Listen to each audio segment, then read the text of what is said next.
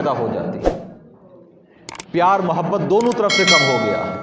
حالانکہ میرے آقا علیہ الصلوۃ والسلام فرماتے ہیں، حدیث پاک ہے، حضرت سیدنا ابو ہریرہ رضی اللہ تعالیٰ عنہ اس کے راوی ہیں کہ آپ علیہ الصلوۃ والسلام نے فرمایا ثلاثۃ لا يدخلون الجنہ، 3 قسم کے لوگ کبھی جنت میں داخل نہیں ہوں گے۔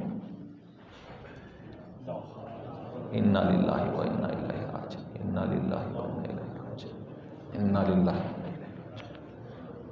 حضور نبی کریم علیہ الصلوۃ والسلام فرما رہے ہیں کہ 3 قسم کے لوگ کبھی جنت میں داخل نہیں ہوں گے۔ 3 قسم کے لوگ کبھی جنت میں داخل نہیں ہوں گے۔ العاق للوالدین، العاق للوالدین۔ اب دیکھیں، زندگی کا ایک لمحے کا بھروسہ نہیں ہے۔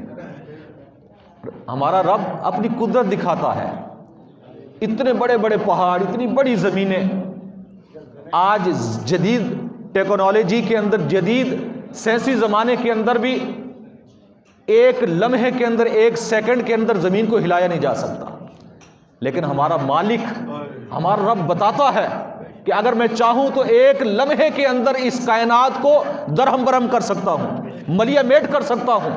اگر ہم قرآن پڑھ کے دیکھیں تو پچھلی قوموں پر جو عذاب آئے، اللہ تعالیٰ نے کیسے عذاب بھیجے، آندھیا طوفان، زمین کو پلٹ دیا جاتا تھا۔ تو ہمارا رب اپنی نشانیاں بتاتا ہے، تو اپنے رب کی طرف رجوع کریں، اپنے رب کے حضور توبہ کریں، استغفار کریں کہ اے میرے مالک میں غلط ہوں، تو معاف کرنے والا ہے، ہمارے گناہوں کو معاف کر۔ اپنے دین کو سیکھیں، دین کی تعلیمات کو سیکھیں، اللہ رسول کے احکامات کو سیکھیں۔ میرے آقا علیہ الصلوۃ والسلام فرما رہے ہیں 3 قسم کے لوگ کبھی جنت میں داخل نہیں ہوں گے۔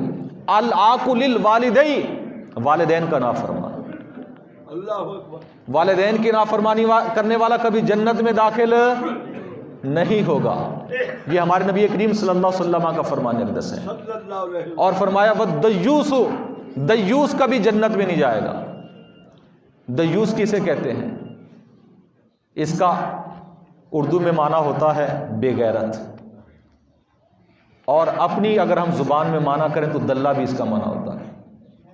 یعنی جس بندے کو یہ پرواہ نہ ہو اس کی ماں، اس کی بہن، اس کی بیٹی کس کے ساتھ اٹھتی ہے، کس کے ساتھ بیٹھتی ہے، کہاں جاتی ہے، کہاں آتی ہے، جس بندہ مومن کو اس سے سروکار نہیں ہے، میرے نبی کریم صلی اللہ علیہ وسلم فرما رہے وہ دیوس ہے، کبھی جنت میں نہیں جائے گا۔ ایک اور فرمان ہے جنت اس پر حرام ہے۔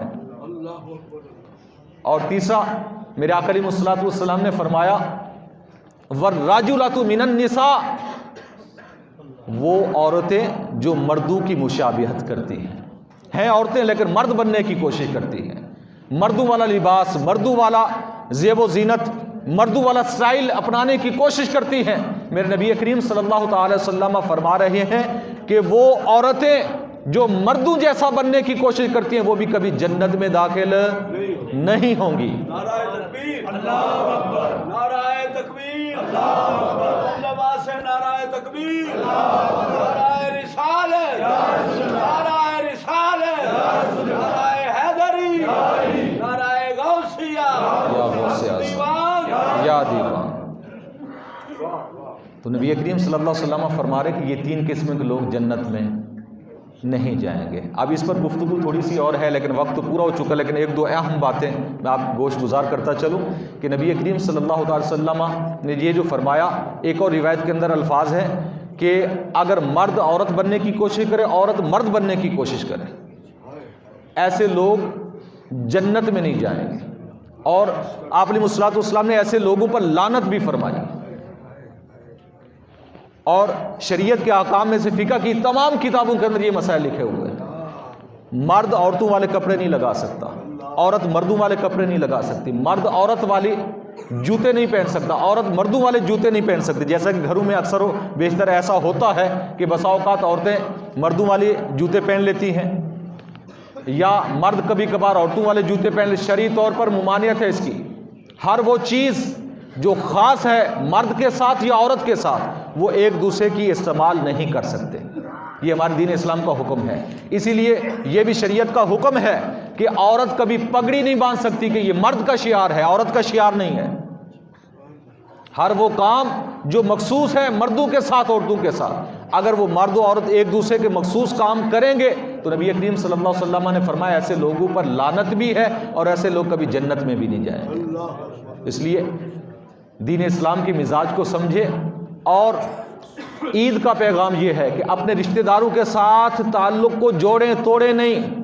میرے آقا علیہ الصلوۃ والسلام نے فرمایا جو پہل کرتا ہے جوڑنے میں، اللہ تبارک و تعالیٰ کا وعدہ ہے، حضور فرماتے ہیں کہ میرا وعدہ ہے اس کے ساتھ، اللہ کا بھی وعدہ ہے کہ جنت میں اعلیٰ قسم کا گھر میں دلواؤں گا اسے۔